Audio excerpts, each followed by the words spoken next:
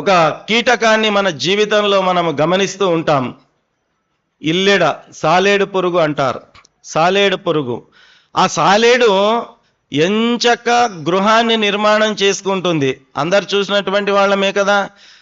అది ఎంత గొప్పగా తన ఇంటిని నిర్మాణం చేసుకుంటుంది. షట్కోణములో ఉంటుంది దాని యొక్క నివాసం. అంటే తన యొక్క లాలాజలము ద్వారా దాన్ని తీగగా చేసుకొని ఎంచక్క ఒక గృహాన్ని నిర్మాణం చేసుకుంటుంది. మొదట ఏం చేస్తుంది ఆ సాలేడు పురుగు? మెల్లగా 1వ వరుస, 2వ వరుస, 3వ వరుస ఏర్పాటు చేసుకుంటుంది.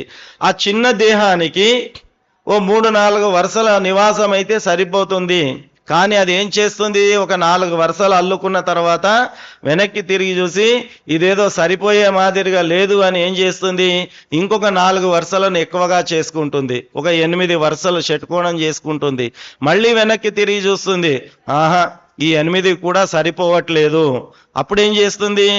మళ్ళీ 8 డబుల్ 16 రౌండ్లు చేసుకుంటుంది. సరిపోదు. మళ్ళీ వెనక్కి తిరుగుతుంది. ఇంటూ 2 32 వరుసలు చేసుకుంటుంది. అట్లాగా ఇంత ఇంత ఇంత ఇంత తన ఇంటిని పెద్దగా చేసుకున్న తర్వాత ఆ మధ్యలో ఉన్నటువంటి ఆ సాలీడు పురుగు తాను చేసుకున్నటువంటి ఇంటిలో నుంచి బయటికి రావడానికి నానా తంటాలు పడుతుంది. ఆ యొక్క కాళ్ళు తాను ఏర్పాటు చేసుకున్నటువంటి ఆ గృహంలోనే తన కాళ్ళు ఇరుక్కొని పోతాయి. బయటికి రాలేక, తిండి దొరకక అది అక్కడనే తన కొన ఊపిరిని వదిలిపెడుతుంది.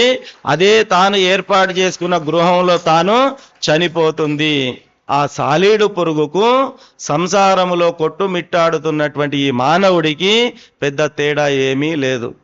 మనము కూడా భగవంతుడు ఇచ్చినటువంటి దానితో తృప్తి పడక మనకున్నటువంటి సంకల్పాలను నెరవేర్చుకోవడానికి ఒక మెట్టెక్కిన తర్వాత అంతటితో ఆగక మళ్ళీ 2వ మెట్టు, మళ్ళీ 3వ మెట్టు, మళ్ళీ 4వ మెట్టు. అంటే మనిషి యొక్క లక్ష్యానికి లక్ష్యము చెడ్డది కాదు, మితిమీరిన ఆశతో కూడినటువంటి లక్ష్యం అనేటటువంటిది మనిషిని కష్టాల్లోనికి నెట్టేస్తుంది.